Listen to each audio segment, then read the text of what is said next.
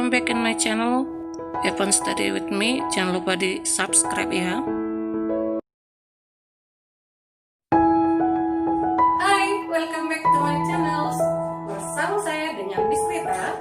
Mari temukan pembelajaran menarik bersama dengan Miss di dalam channel ini. Fun untuk study ya. Pembelajaran PKK 11 akuntansi. Oke, berjumpa lagi dengan Ibu. Kita masuk pada materi sikap-sikap seorang entrepreneur. Sikap-sikap seorang entrepreneur itu bisa kita artikan bahwasanya ada beberapa sifat yang perlu kita ketahui. Yang pertama, selalu berani mengambil risiko. Nah ini yang sudah pernah kita sampaikan dan sudah Ibu jelaskan sebelumnya, dimana ketika berani mengambil risiko di sini berarti bahwa seorang wirausaha harus memiliki keberanian untuk menanggung risiko. Ada konsekuensi terhadap risiko dalam sebuah tindakan wirausaha ini. Jadi menjadi wirausaha adalah sebuah langkah yang sangat menempuh berbagai tantangan, karena dia harus mencari cara untuk menghadapi setiap risiko yang dihadapi. Nah, kita melihat bahwa seorang entrepreneur itu harus sanggup untuk mencari ide.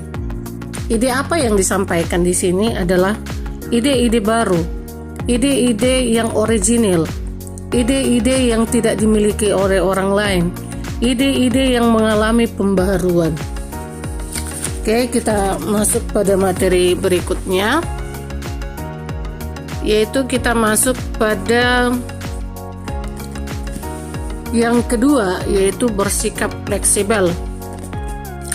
Bersikap fleksibel di sini artinya bahwa adanya sikap yang dimiliki oleh seorang wirausaha dalam suatu usaha yang ditemukan dari waktu ke waktu. Artinya begini, seseorang yang fleksibel berarti dia bisa segera responsif terhadap situasi.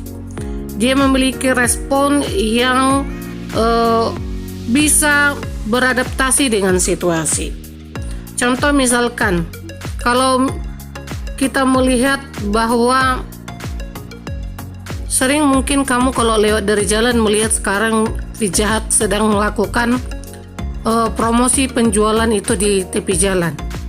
Sebenarnya pertanyaannya, penjualan Pijahat itu di satu tempat atau di tepi jalan? Tapi karena melihat bahwa dampak COVID ini terhadap usaha itu sangat besar sekali, apalagi untuk restoran-restoran mahal yang tentunya mereka biaya pengeluarannya itu dibuat dari biaya pengeluaran untuk pajak, tetapi mereka juga harus biaya dikeluarkan untuk biaya gaji karyawan. Dari mana itu bisa dibayarkan apabila tidak ada pendapatan? Nah, untuk menekan jumlah pendapatan ini supaya lebih besar, maka dilakukanlah tindakan dengan menjual Pijahat itu di tepi jalan.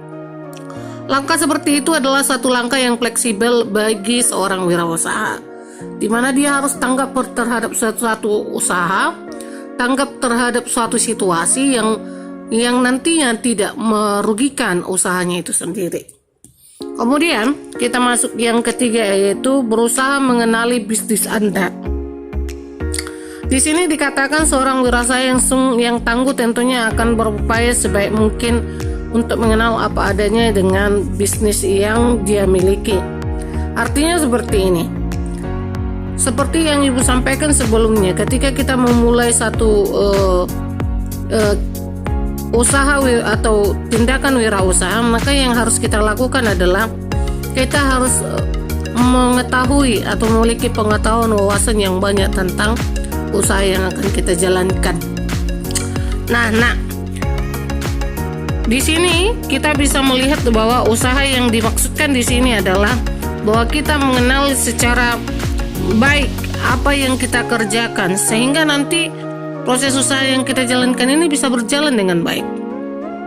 Tidak mandat, tidak ada hambatan, tidak ada masalah, sehingga proses kedepannya itu bisa berjalan dengan baik. Kemudian yang keempat itu adalah mengakui jika memiliki kesalahan. Apa sih sebenarnya ini mengakui jika memiliki kesalahan? Elemen penting dalam mentalitas seorang wirausaha yang tangguh adalah jika dia memiliki kesalahan, dia harus wajib untuk mengakui. Berarti seorang wirausaha itu harus berani untuk mengakui dirinya salah. Ya, tidak selamanya manusia itu benar. Ya, kita harus mengakui bahwa diri kita itu tidak sempurna. Pasti ada yang kita lakukan yang kesalahan yang kita lakukan di hari yang kemudian.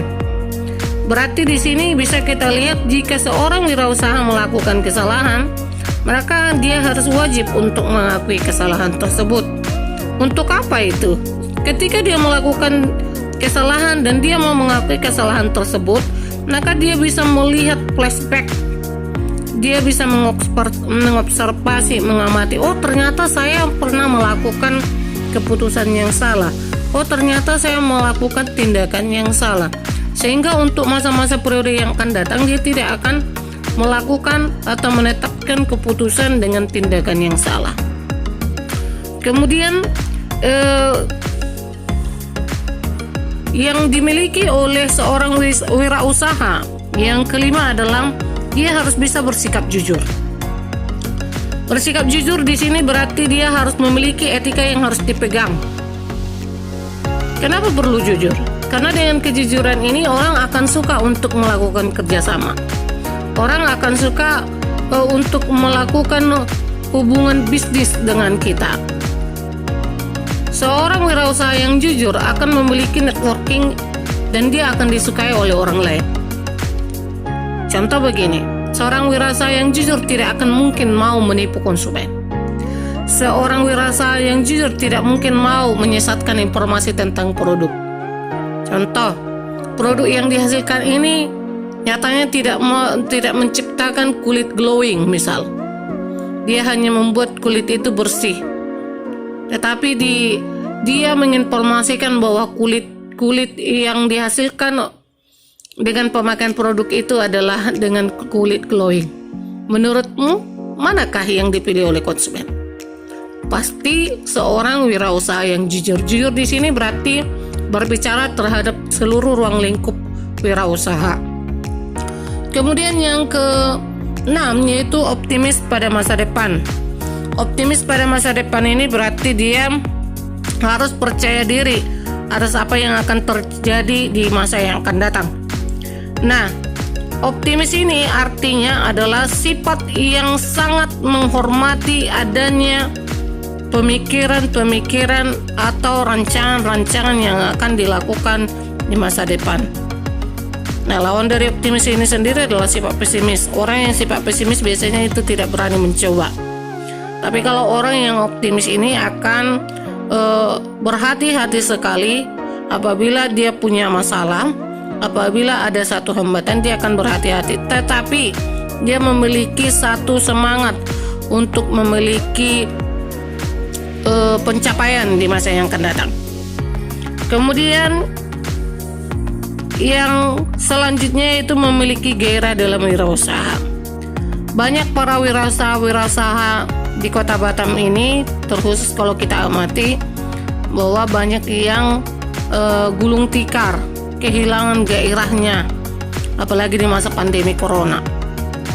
Kalau kita perhatikan, gairah dalam wirausaha ini harus kita bangkitkan selalu. Dengan cara apa? Memotivasi diri sendiri. Perlukah seorang wirausaha memotivasi dirinya sendiri? Sangat perlu. Nah, kita bisa melihat bahwa semua yang kita rasakan pasti akan berdampak dengan apa yang kita kerjakan. Oleh karena itu perlu kita untuk memotivasi diri kita agar melakukan hal-hal yang positif, membangkitkan semangat kita untuk mengerjakan hal-hal yang baru. Gairah di sini adalah kecintaan terhadap bidang usaha yang kita geluti. Seorang wirausaha harus mampu senantiasa meningkatkan kecintaannya terhadap bidang usaha yang dia geluti. Nah, di dalam buku paketmu ada kiat-kiat menjadi seorang wirausaha. Nanti kamu baca di dalam bukumu. Kemudian kalau ada sesuatu yang tidak kamu paham, nanti boleh komentar di kolom komentar video ini. Nah, ada satu hal yang mau Ibu sampaikan, ya. Dalam kiat menjadi seorang wirausaha ini sebenarnya itu berasal dari diri sendiri. Teori kita boleh banyak, tetapi aplikasi itu berlangsung pada diri sendiri. Teoritis yang kita dapatkan melalui pembelajaran secara kognitif di dalam buku, di dalam pembelajaran tatap muka daring, ini akan kita aplikasikan ketika kita sudah melakukan praktek PKK. Namun sebelumnya, apabila nanti dalam materi ini terkhusus untuk poin nomor 3 di kiat menjadi seorang wirausaha, ada sesuatu yang tidak bisa kamu pahami, silahkan nanti kamu tanyakan melalui kolom komentar di bawah. Nanti akan Ibu jawab. Oke, baik. Untuk penugasanmu hari ini, kamu kerjakan uji kompetensi pada halaman 15 yang bagian A nomor 1 sampai dengan nomor 20. Di buku paket itu saja langsung dikerjakan. Kamu buat tanda silang, setelah itu kamu posting, kamu fotokan dan buat postingannya. Setelah selesai kamu kerjakan di kolom penugasan di Edmodo. Ya, demikian informasi yang bisa Ibu berikan dan pembelajaran kita hari ini mudah-mudahan bermanfaat. Sampai berjumpa kembali di pertemuan berikutnya. Tuhan Yesus memberkati.